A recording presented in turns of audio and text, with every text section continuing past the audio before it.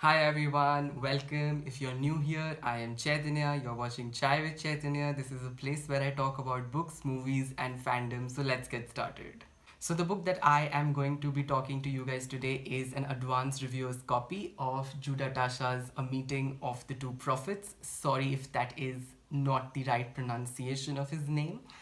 Now, he sent in this book last week. I received it last week and it came in with a bunch of goodies, art prints, bookmarks, and a tote bag and whatnot. You can go ahead on my WordPress blog and have a look at it if you want to. It would be down in the description box. Also, before I go ahead and talk to you guys about the book and give you the basic synopsis, I would like to tell you that he happened to sign my copy and put in a small message.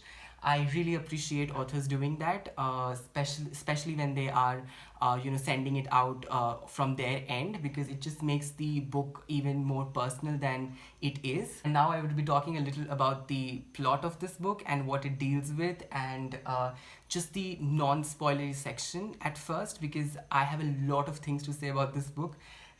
Because it did make me feel a lot of things and I have a lot of stuff to say. But all of that later, because that might contain mild to major spoilers, and I don't want you to get spoiled, because this is again a book that needs to be read in order to be felt what it has to offer. So now we follow two boys, which is Mo and Moshi, and as the name suggests, a meeting of the two prophets, you can understand that it has a lot to do with religion. So the representation in here is for Muslim and for Jews. Now Moshi is a Jew boy and Mo on the other hand is a Muslim. Both of these boys happen to follow their religions very seriously. They practice and come from families who also practice their religion quite seriously and quite intensively, and naturally they have grown up only knowing that religion is the most important thing and the most important aspect of their lives, and how they view themselves in general. So Mo is dealing with depression, and he is also checked in with a therapist, and he is about to take a trip to Jerusalem where his maternal grandmom lives, and he's to stay there for 2 months. Other hand, we have Moshi, who is very clear as to where his life will go in the future, and he has this idea where he would get married by the girl who his parents would select, and they would raise a family and he would have kids, and he would teach them all the things that he has learned over the years. He would teach him religion and stuff like that. Now, somehow, both their paths, which is Mo and Moshi's, their paths connect on an aeroplane.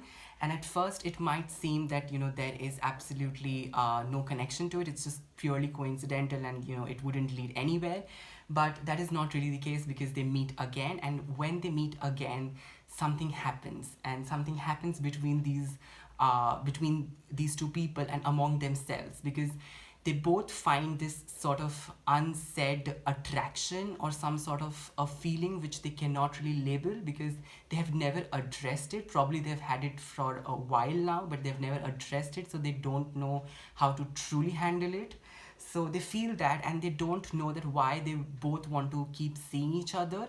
But yet, despite of that initial urge to to hold back, because as both of these people come from Judaism and Islam, so both of these religions sort of forbids homosexuality and anything to do with alternate sexualities, in fact. So they both hold back, but then something about being with one another helps them get to know each other at a more deeper level, and they start going out, hanging out, until they take a trip together, and they find out more about one another, and things happen and sparks fly, only to be bogged down again because of religion and their respective ideologies of who they truly are, based on how they view themselves, based on their own religions, and how they cannot truly change themselves for the other person to an extent where they have to give up on their own religion. And because none of these people want to give up their own religion, it sort of is difficult to move forward. So where will they go from there?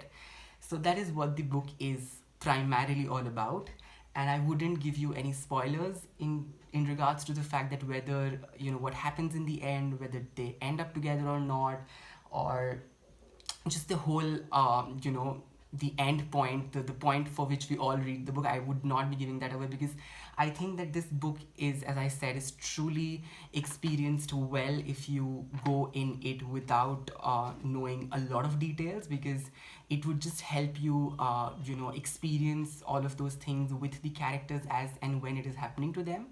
So now moving on to the non-spoilery section. Something that you should also know, that is the fact that I haven't really come across a lot of books, specifically young adult and fiction books that have Muslim representation and Jewish representation.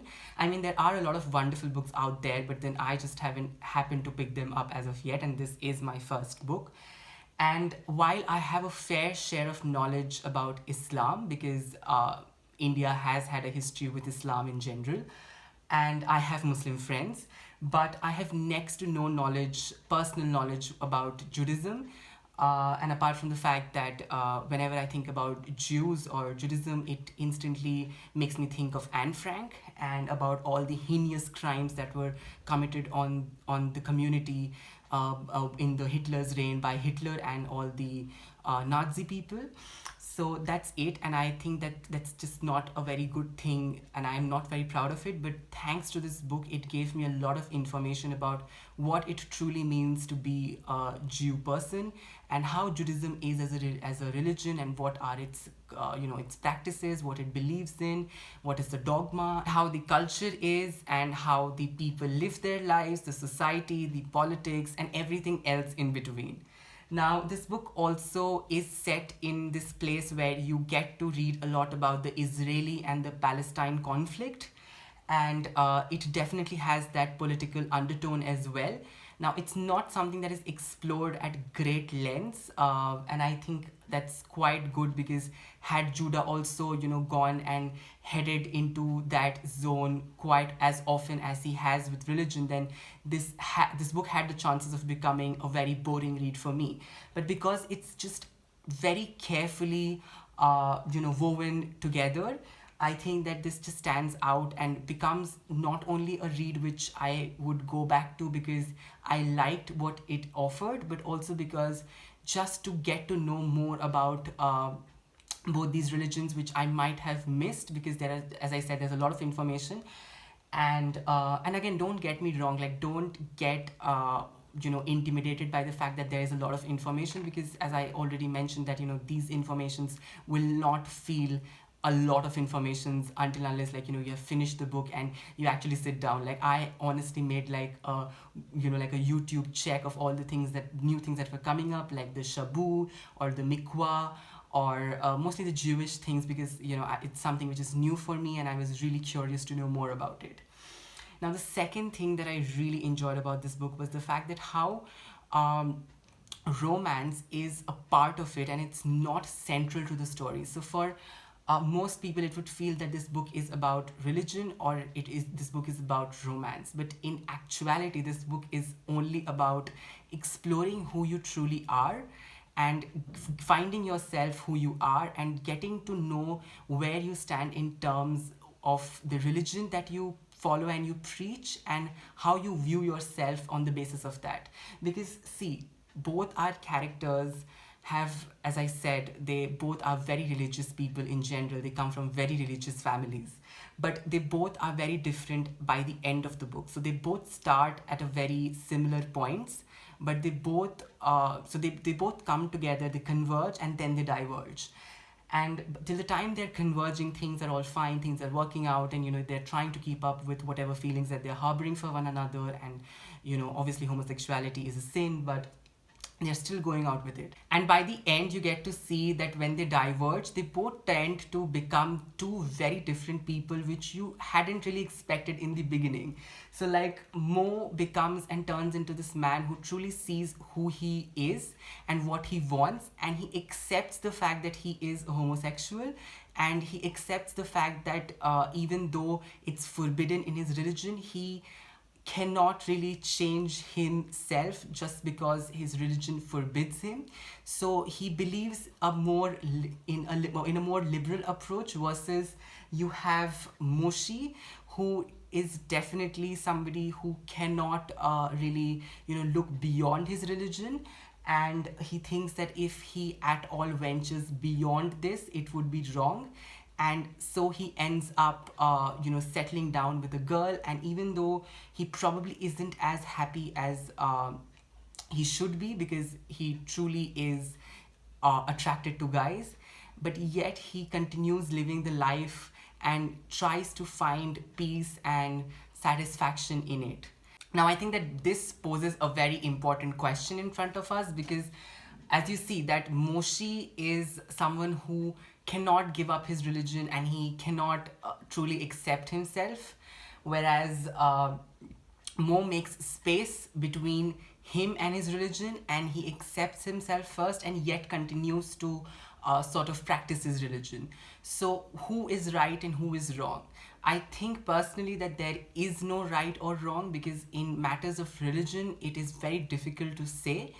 And I truly did understand why Moshi made the choices that he made, because his identity of himself is extremely based on his religion, whereas in terms of Mo it still was, but he also had other things also at play.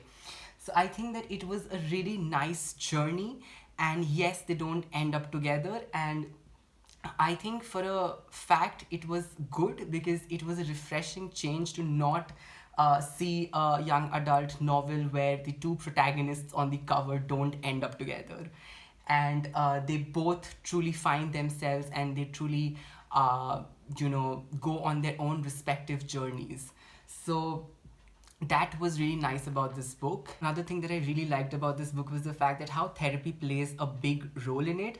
I think that a lot of times mental health concerns and issues are not very promptly and properly discussed in families, and I cannot say for Jewish families or Muslim families, but they aren't really well discussed in Indian families, and I think it's something which is very it's something which is prevalent in every culture, no matter where you are or where you come from. I think there's just a clear lack of mental health and things related and surrounding mental health problems, and therapists and psychiatrists and psychologists in general.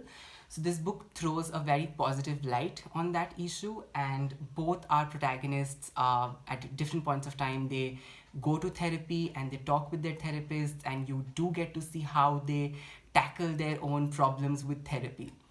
So that was more or less what I thought about the book, and my final rating for this book would be a strong 4 stars.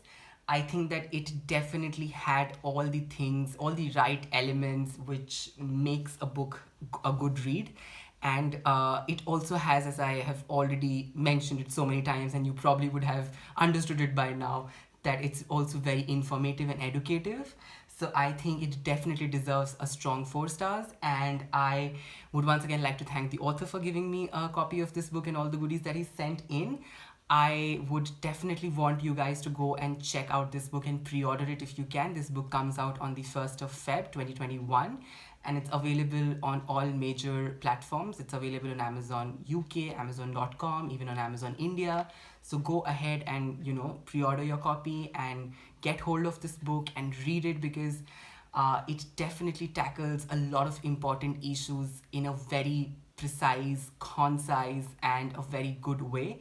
It is dealt with such extreme care, and it shows that the author knows a lot about both these two religions, and it shows that he definitely did a lot of research. And just so you know, this book also happens to be an own voices story, because Judah, the author, he comes from the Jewish religion, and he is a Jew.